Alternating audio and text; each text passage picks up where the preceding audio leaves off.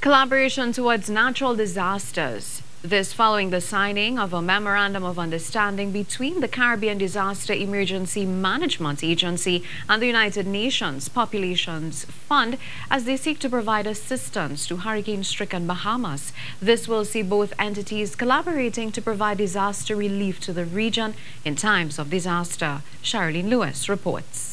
According to Sub-Regional Director of CDEMA, Alison Drayton, the MOU seeks to formalize strong partnership and relationship between the two entities to provide a framework for collaboration when there's a natural disaster. Ms. Drayton was speaking at a press conference on Tuesday called by CDEMA following the severe impact of Hurricane Dorian on the Bahamas. A significant step forward in reaffirming our strong partnership and to further strengthen the effectiveness and inclusiveness of humanitarian assistance in the region. This MOU, Ms. Drayton said, couldn't be more timely. A year of hard work, in large part to recognize the considerable cooperation that we have had that really intensified in the response to Hurricanes Maria and Irma. And also, as Ron has said, it is a sad time. We mourn the devastating impact that Dorian is having on the Bahamas. I'm particularly struck by the new normal of the horrors of a storm of that magnitude.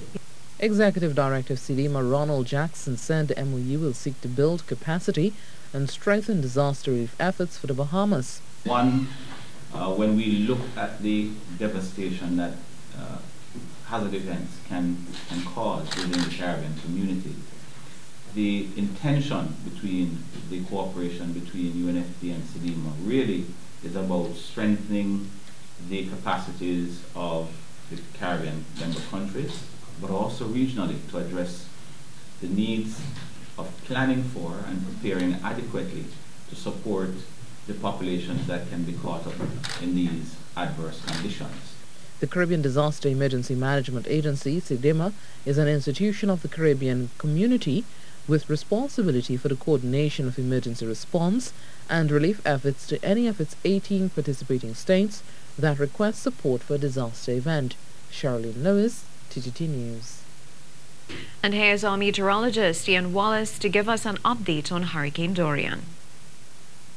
The strongest Category 5 hurricane to strike the northwestern Bahamas is finally moving away, having landed on Abaco on a Sunday afternoon and then basically sitting over Grand Bahama from Sunday night into this morning. 36 hours of pounding by a Category 5 hurricane across Grand Bahama. This is where it is right now. You can see it just about 100 kilometers or more, moving steadily towards the northwest away from Grand Bahama. The hurricane force winds, which basically have extended up to 95 kilometers from its center, have left Grand Bahama, but there's still some feeder bands in here, and those could still be up to tropical storm force. So hence there's still a tropical storm warning in effect for Grand Bahama as well as for the Abaco Islands. Now, Dorian is set to continue as a Category 2, moving its way dangerously close across the Florida coastline, then eventually out towards the Atlantic Ocean. But still, there's a possibility that it could be quite close